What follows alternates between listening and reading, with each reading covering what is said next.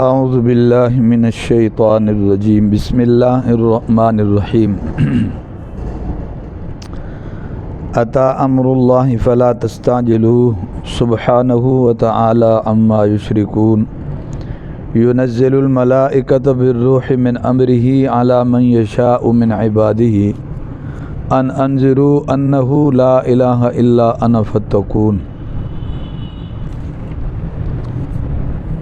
سورہ نحل ہے، 14واں پارہ ہے سورہ نحل، اس کی ابتدا ہو رہی ہے۔ اتی امر اللہ،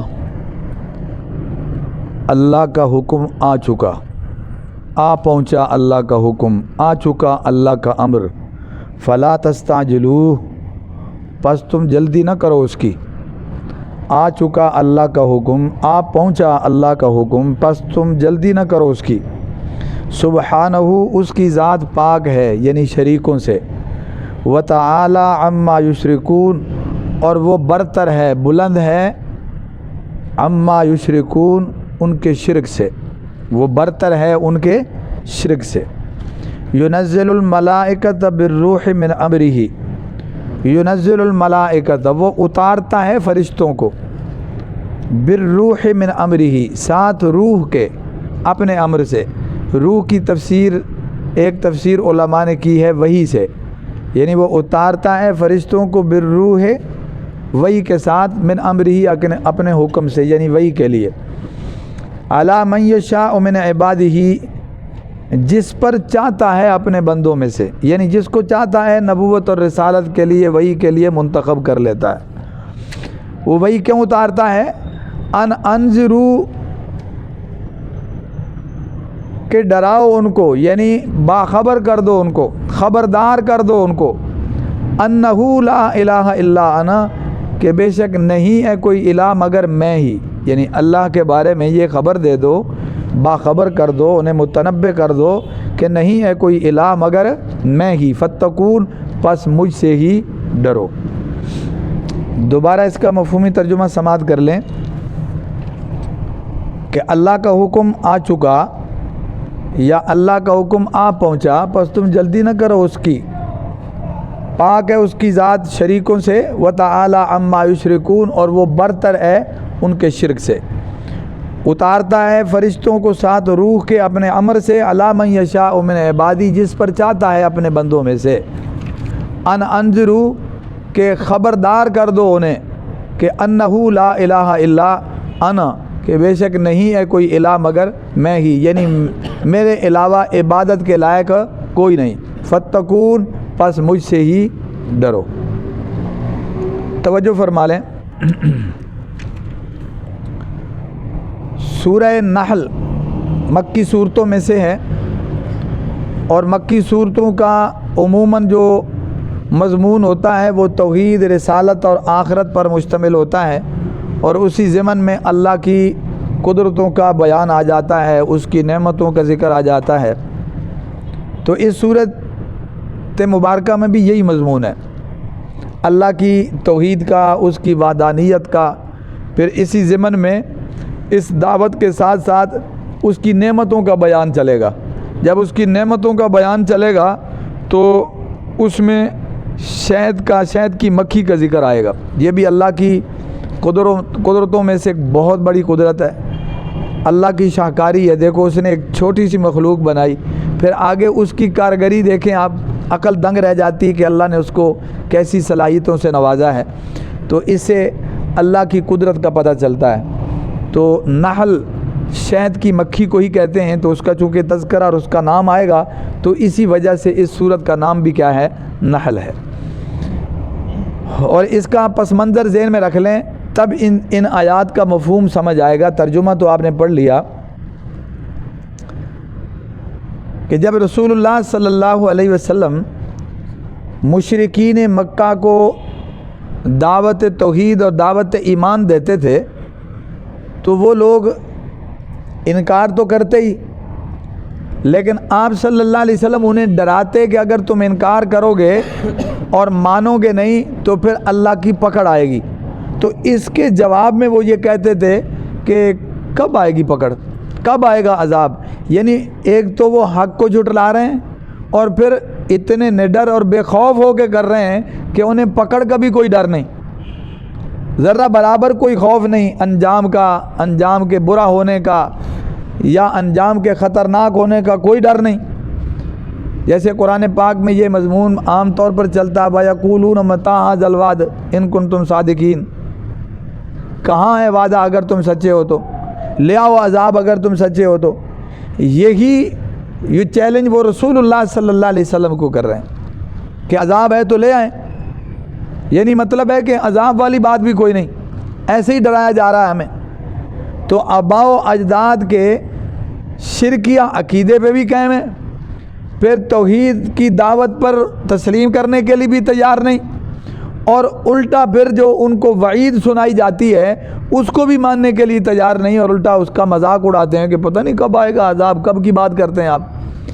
اس پر یہ آیات آئیں کہ عطا امر اللہ، اللہ کا حکم آ پہنچا ہے۔ ایک تو علماء نے اس کا یہ مطلب لکھا ہے کہ جب اللہ کی طرف سے آیات کا نزول شروع ہو گیا، قرآن پاک کا نزول شروع ہو گیا، تو پھر یہ سلسلہ بھی شروع ہو گیا کہ جو ایمان لائے گا مانے گا وہ کامیاب ہے، جو نہیں مانے گا وہ ناکام ہے۔ اور جب یہ سلسلہ یہ فیصلہ ہو رہا ہے تو پھر اگلا فیصلہ بھی ہوگا کہ وہ اللہ کی پکڑ بھی آئے گی اور اس پکڑ سے وہ بچ بھی نہیں سکتے۔ اگر دیر ہو جائے تو اس دیر کا یہ مطلب تھوڑا ہی ہے کہ عذاب آئے گا نہیں، اور اگر دنیا میں نہ بھی آئے تو اس کا یہ مطلب اس کا بھی نہیں ہے کہ پکڑ نہیں ہوگی، بلکہ جو بات بتا دی گئی ہے وہ طے شدہ ہے کہ انکار کرنے والے اللہ کے عذاب سے بچ نہیں سکیں گے، بھلے دنیا میں آئے یا آخرت میں۔ تو عطا امر اللہ، اس کا یہی مفہوم ہے کہ اللہ کا امر آ چکا، تم اس میں جلدی نہ کرو۔ علماء نے لکھا ہے کہ یہی لوگ تھے مشرکین مکہ جو بدر میں کیا ہوئے ہیں، ہلاک ہوئے ہیں، چن چن کے یہ مارے گئے ہیں۔ اور قرآن پاک یہ بتا رہا ہے کہ اللہ کا امر آ چکا، حالانکہ جب یہ آیتیں نازل ہوئیں تب تک ابھی اللہ کی طرف سے عذاب نہیں آیا اگر اس سے بدر والا موقع مراد لیا جائے، لیکن قرآن یہ کہہ رہا ہے کہ اللہ کا امر آ چکا۔ تو اس کا مطلب علماء مفسرین نے یہ لکھا ہے کہ جس بات کا ہونا یقینی ہو تو اس کے بارے میں یہ کہہ دیا جاتا ہے کہ ہو چکا۔ جیسے ہمارے ہاں بھی چلتا ہے کہ کوئی کسی کو کام کہہ دیں تو یار یہ میرا کام کر دینا، کسی بڑے سے کہہ دو، کسی با اختیار سے کہہ دو، کسی دوست سے کہہ دو، تو وہ تسلی کے لیے، یقین دہانی کے لیے کیا کہتا ہے کہ سمجھو کام ہو گیا، حالانکہ ابھی ہوا نہیں، لیکن وہ یقین دہانی کے لیے کہتا ہے کہ ہو گیا۔ تو ہمارے تو اس کہنے میں بھی کئی رکاوٹیں پیدا ہو سکتی ہیں۔ اللہ جس کام کے بارے میں فرما دیں کہ ہو گیا، سمجھو اب اس کا ہونا کیا ہے، یقینی ہے، بھلے وہ ابھی نہ بھی ہوا ہو، اس کے آنے میں وقت باقی ہو۔ جیسے قرآن پاک میں ہے اذا جاء نصر اللہ والفتح، کہ اللہ کی مدد آ گئی، فتح آ گئی۔ حالانکہ جب یہ صورت نازل ہوئی تب تک تو یہ ابھی موقع نہیں آیا تھا، لیکن چونکہ طے ہو چکا ہے تو پھر سمجھو اللہ کی طرف سے یہ معاملہ ہو گیا، یہ فیصلہ ہو گیا، یہ عمل ہو گیا۔ یوں یہاں بھی اللہ جل جلالہ نے یہی بات فرمائی۔ علماء نے لکھا ہے کہ یہ صورت مکی دور کے آخر میں نازل ہوئی ہے، تو آخر میں بھی لگائیں تو اس کے بعد اس کا مطلب ہے بدر کا مارکہ تو 2 ہجری میں پیش آیا ہے، تو 2 سال کے بعد ہو، 3 سال کے بعد ہو، تو وقت تو لگا ہے، جس کے بعد پھر یہ اللہ کا امر آیا، یعنی ان پر یہ عذاب آیا۔ آخرت کا تو آئے گا، دنیا میں ان پر یہ سزا آئی۔ تو بدر کا مارکہ ان کے لیے بطور سزا کے ہے، یوم الفرقان ہے، اہل ایمان کے لیے امتحان ہے، مگر مشرکین کے لیے یہ سزا ہے، اللہ کی طرف سے پکڑ اور عذاب ہے جو ایمان والوں کے ہاتھوں ان پر آیا ہے۔ تو اسی پہ اللہ فرما رہے ہیں عطا امر اللہ، اللہ کا امر کیا ہے، آ چکا ہے، تم جلدی نہ کرو اس کے بارے میں، بس سمجھو آنا ہی چاہتا ہے، آیا ہی چاہتا ہے، آ پہنچا ہے، کوئی زیادہ وقت دور نہیں ہے۔ تو ایسا ہی ہوا ہے۔ اور پھر فرما دیا کہ سبحانہ و تعالی عما یشرکون، کہ اللہ شریکوں سے پاک ہے۔ یہ تو تمہاری سوچ ہے کہ تم اللہ جل جلالہ کے بارے میں یہ عقیدہ، یہ سوچ رکھتے ہو کہ ایک جو ہے وہ ذات اتنے کام کیسے کر لے گی، لہذا اس کے ساتھ اس کے وزیر، مشیر اور اس کے ہیلپر ہیں، اس کے ساتھ اوروں کو شریک بنا لیا۔ اللہ کو لوگوں پر، بادشاہوں پر یا طاقتور لوگوں پر یا دوسروں پہ یا مخلوق پہ قیاس مت کیجئے گا۔ اللہ تو بے مثل اور بے مثال ہے، سمجھ آ رہی بات جی؟ وہ پاک ہے شریکوں سے بھی اور وہ برتر اور بلند ہے ان کے شرک سے بھی، لہذا یہ تمہارا نظریہ اور عقیدہ یہ غلط ہے کہ تم اللہ جل جلالہ کے ساتھ اوروں کو شریک کر رہے ہو، اس کی عبادت میں اور اس کے حق میں اوروں کو کیا کر رہے ہو؟ شریک کر رہے ہو۔ پھر سنیے گا، اللہ جل جلالہ جس کو چاہتا ہے نبوت کے لیے، رسالت کے لیے منتخب کر لیتا ہے، یہ اللہ کا انتخاب ہے۔ نہ کوئی عبادت سے نبی اور رسول بنتا ہے، نہ کوئی طاقت اور زور سے، نہ مجاہدے اور ریاضتوں سے، یہ خالصتاً اللہ کا انتخاب ہے۔ اللہ عالم حیث یجعل رسالتہ، جسے نبوت رسالت کے لیے اللہ منتخب کرتے ہیں تو اس کی روح کو گویا اللہ منتخب کرتے ہیں، اور پھر اس کا پورا سلسلہ اللہ کی خاص نگہبانی اور نگہداشت میں ہوتا ہے۔ اسی کو یہاں بیان فرمایا کہ وہ اتارتا ہے فرشتوں کو اپنے امر سے روح کے ساتھ جس پر چاہتا ہے اپنے بندوں میں سے، یعنی جن کو نبوت اور رسالت کے لیے چاہتا ہے انہیں منتخب کر لیتا ہے، اور پھر فرشتے ان کے پاس اللہ کا پیغام لے کر پہنچتے ہیں۔ انذروا انہ لا الہ الا انا، جتنے رسول اس سے پہلے گزرے ان کا بھی یہی پیغام اور میسج تھا کہ اللہ کے علاوہ کوئی معبود نہیں ہے، اللہ کے علاوہ عبادت کا مستحق، عبادت کے لائق کوئی بھی نہیں ہے، یہ صرف اللہ کا حق ہے، لہذا اللہ سے ہی ڈرنا چاہیے۔ یہی پیغام اس سے پہلے نبی اور رسول دے گئے، اور یہی پیغام محمد الرسول اللہ صلی اللہ علیہ وسلم بھی انہیں کیا ہے؟ سنا رہے ہیں۔ تو یہ ہے اس کا پس منظر جس کی بنیاد پر یہ آیتیں اللہ نے اتاری۔ اس سے اب اس کا مفہوم سمجھ میں آئے گا کہ ان کے ذہنوں میں جو باتیں تھیں ان کو سامنے رکھ کر یہ آیات اللہ نے اتاری، گویا ان کو یہ جواب دیا کہ تم تو سمجھتے ہو کہ رات گئی بات گئی، پتہ نہیں ہے، یہ ایسی باتیں ہیں ڈرانے والی، کہاں عذاب آئے گا؟ تو فرمایا اللہ کا عذاب آ پہنچا ہے، یعنی اب وہ فیصلہ کیا ہے؟ قریب ہے، وہ وقت کیا ہے؟ قریب ہے۔ تو ان کا جرم بھی بتا دیا اور اپنا فیصلہ بھی کیا ہے؟ بتا دیا۔ اب ایک اور بات ذہن میں رکھیے گا کہ اللہ کو آزمانا نہیں چاہیے، اللہ کی ذات کو کبھی آزمانا نہیں چاہیے کہ ایسا کر سکتا ہے کہ نہیں کر سکتا، یہ مخلوق کو زیب ہی نہیں دیتا، سمجھ آ رہی بات جی؟ بلکہ یہ یقین رکھنا چاہیے کہ اللہ جل جلالہ جو کام بھی کرنا چاہیں، کسی کام کا بھی ارادہ فرمائیں تو اس کے ہونے میں وقت نہیں لگتا، کن کہتا ہے اور وہ کام کیا ہے؟ ہو جاتا ہے۔ تو اللہ کی ذات کو آزمانا نہیں چاہیے بلکہ یقین اور بھروسہ رکھنا چاہیے، اور اسی طرح اپنی کمزوریوں اور کوتاہیوں کو سامنے رکھ کر معذرت خواہانہ رویہ اختیار کرنا چاہیے۔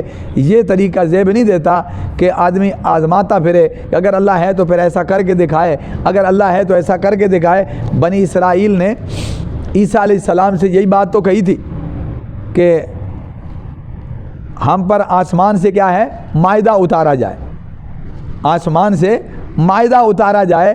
تو یہ درخواست کرتے ہوئے الفاظ کا استعمال کیا ہے کہ کیا آپ کا رب اس بات کی طاقت رکھتا ہے کہ وہ آسمان سے ہمارے لیے کیا ہے؟ مائدہ اتار دے۔ انداز دیکھو، یہ زیب دیتا ہے کہ کیا اللہ ایسا کر سکتا ہے؟ یہ اس کا مفہوم بنتا ہے بھئی یہ اللہ کی شایع نشان نہیں ہے، بلکہ پورے یقین اور پورے بھروسے کے ساتھ اللہ جل جلالہ سے کوئی سوال کرنا ہو تو وہ کرنا چاہیے، کوئی حاجت کوئی مشکل کا معاملہ ہو پورے یقین اور توکل کے ساتھ بات کرنی چاہیے، اور اسی طرح اگر غلطی پر ہیں تو پھر انتظار نہ کریں، آزمائیں نہ، تجربہ نہ کریں، بلکہ پورا یقین رکھیں اور اس میں معذرت خواہانہ رویہ اختیار کریں کہ یقیناً اللہ پکڑ سکتا ہے، اللہ گرفت کر سکتا ہے، اللہ عذاب دے سکتا ہے، اللہ سزا دے سکتا ہے۔